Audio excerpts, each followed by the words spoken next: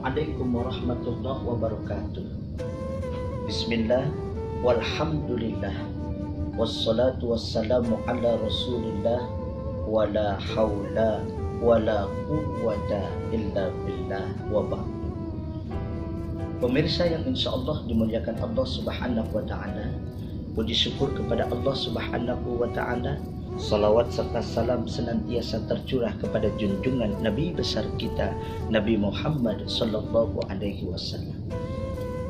Pemirsa yang insya Allah dirahmati Allah subhanahu wa ta'ala, tiada terasa oleh kita, beberapa hari lagi kita akan memasuki bulan yang kita nanti-nantikan, bulan yang kita harapkan kehadirannya, yakni bulan yang Allah persembahkan untuk umat Nabi besar Muhammad sallallahu alaihi wasallam, yakni bulan suci Ramadan.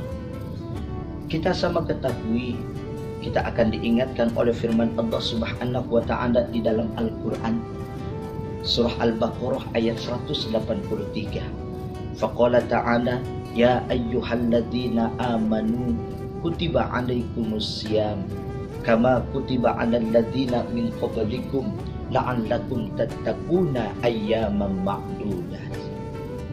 Wahai orang-orang yang beriman, telah diwajibkan atas kamu untuk melaksanakan ibadah puasa. Allah memanggil hambanya yang beriman. Kenapa hambanya yang beriman yang Allah panggil? Karena orang Islam belum tentu dia beriman, tetapi orang yang beriman sudah pasti dia Islam. Orang yang beriman adalah orang yang mengucapkan dalam lisannya dua kalimat syahadat, yang diyakini dalam hatinya, yang pada akhirnya akan menggerakkan seluruh anggota badannya untuk senantiasa ibadah kepada Allah subhanahu wa ta'ala. Untuk itu Allah memanggil mereka di bulan suci Ramadan ini untuk apa? Melaksanakan ibadah puasa. Kama kutiba alal ladzina min qablikum, sebagaimana yang telah diwajibkan atas orang-orang sebelum kamu. Ingat, hakikat ibadah puasa yang kita kerjakan adalah untuk membentuk manusia yang beriman menuju ketakwaan kepada Allah subhanahu wa ta'ala, yang pada akhirnya akan melahirkan manusia-manusia yang mampu mengendalikan diri dari hawa nafsu. Sebab perlu kita ingat bahwa Allah memberikan dua kekuatan yang saling bertentangan, yang manakala dua kekuatan ini mampu diarahkan manusia ke jalan Allah, sungguh manusia itu akan beruntung. Namun sebaliknya, manakala dua kekuatan ini tidak mampu diarahkan manusia di jalan Allah, sungguh akan membentuk manusia yang amat sangat merugi. Apa dua kekuatan itu? Yang pertama adalah kekuatan akal. Akal mendorong manusia untuk berbuat kebajikan. Dengan akal diharapkan manusia tahu mana yang baik dengan yang buruk. Dengan akal diharapkan manusia tahu mana yang benar dengan yang salah.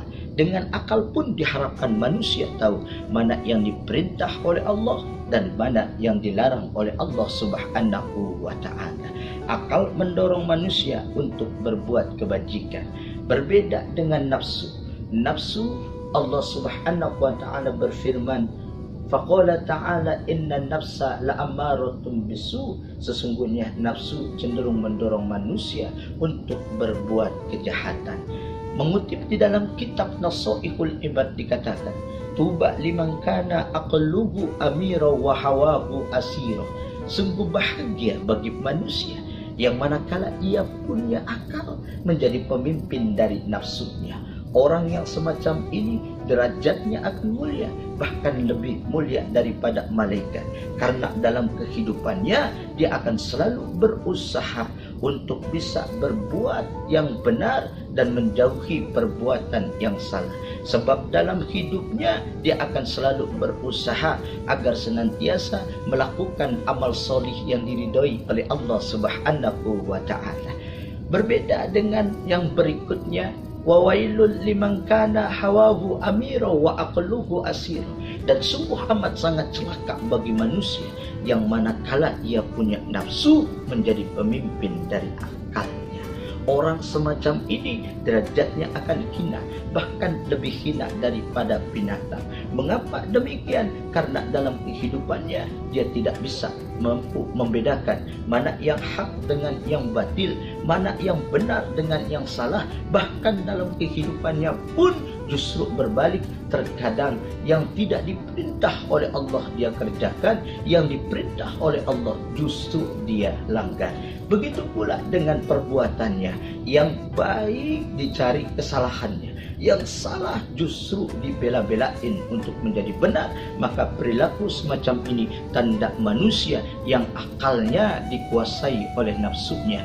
Maka sungguh amat merugi manusia semacam ini, karena derajatnya akan hina, bahkan lebih hina daripada binatang. Untuk itu hakikat ibadah puasa yang akan kita laksanakan agar manusia mampu mengendalikan akal dan nafsunya menuju la'allakum tattaqun, agar menjadi hamba Allah yang istiqomah dalam ketakwaan kepada Allah Subhanahu wa taala. Mari kita sama niatkan semata-mata hanya mengharap ridha Allah Subhanahu wa taala. Sambut Ramadan ini dengan penuh kebahagiaan, membersihkan diri dari noda dan dosa, membersihkan diri dari penyakit beraneka ragam penyakit hati, dan kita sambut dengan senang dan gembira dengan datangnya bulan suci Ramadan, dengan harapan semoga kita tergolong hamba Allah sebagaimana sabda Nabi, man fariha bidukhuli Ramadan harramallahu jasadahu ala niran. Barang siapa yang bahagia bergembira dengan datangnya bulan suci Ramadan, maka Allah haramkan jasad kita dijilat api nerakanya Allah Subhanahu wa taala. Semoga Allah panjangkan umur kita, sehat walafiatkan diri kita untuk senantiasa taat kepada Allah Subhanahu wa taala. Wallahu a'lam bishawab. Assalamualaikum warahmatullahi wabarakatuh.